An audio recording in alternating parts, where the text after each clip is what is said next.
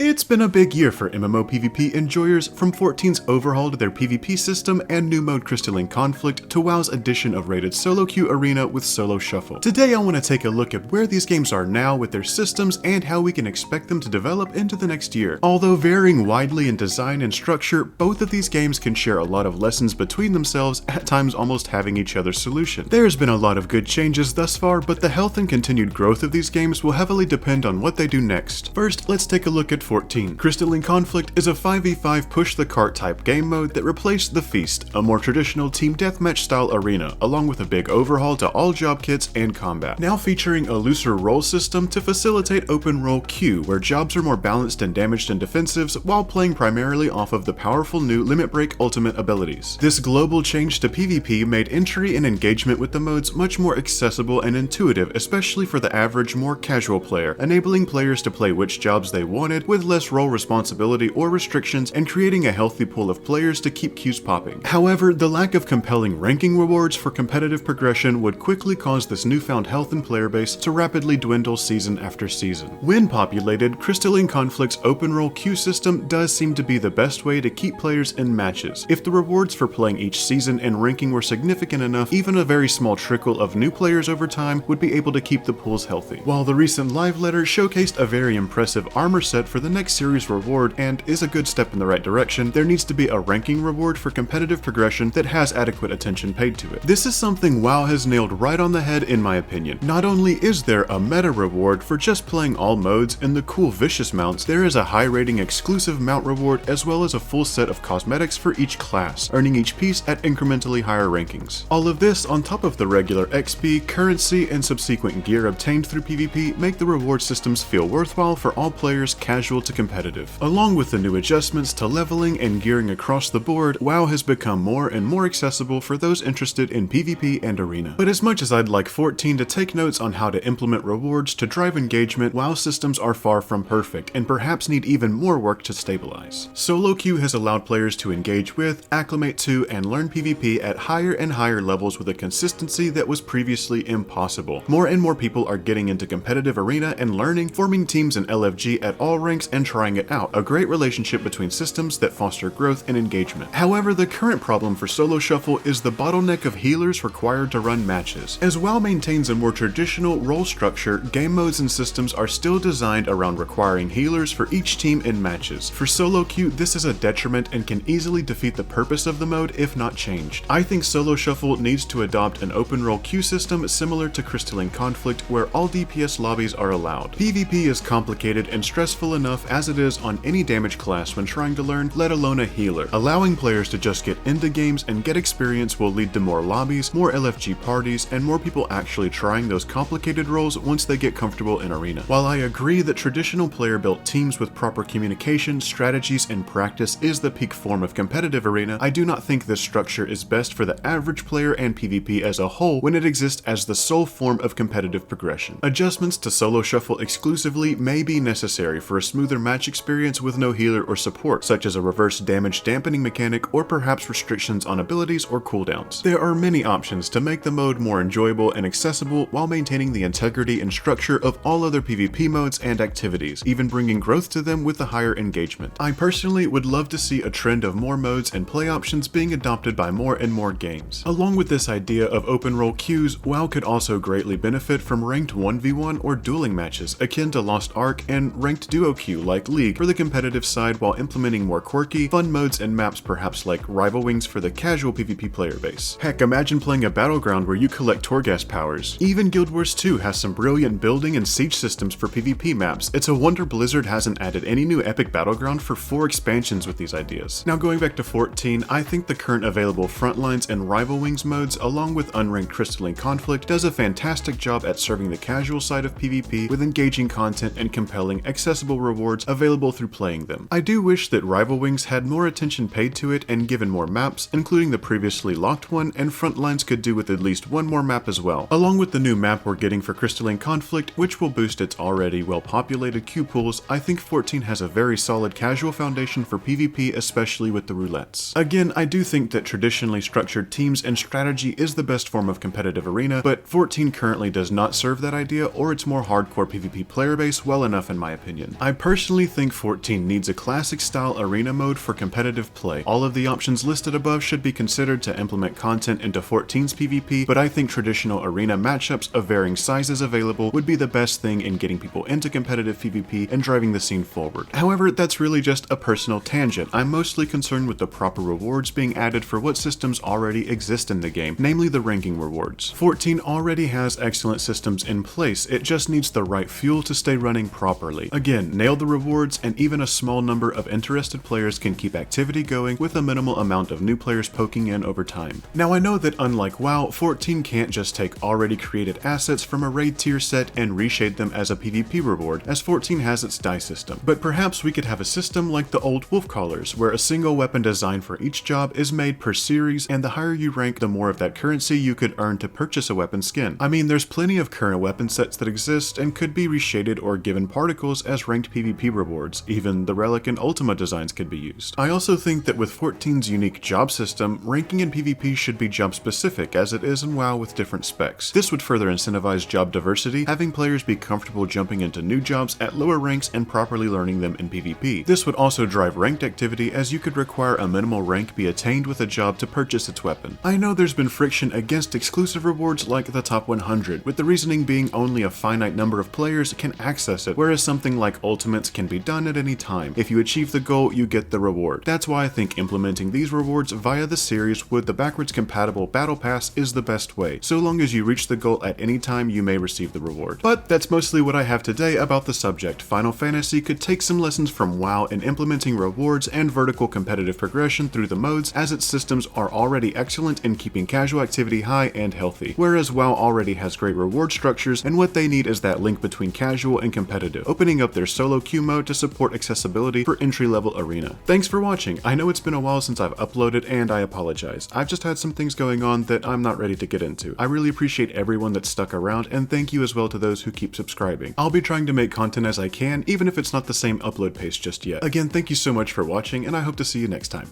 Bye.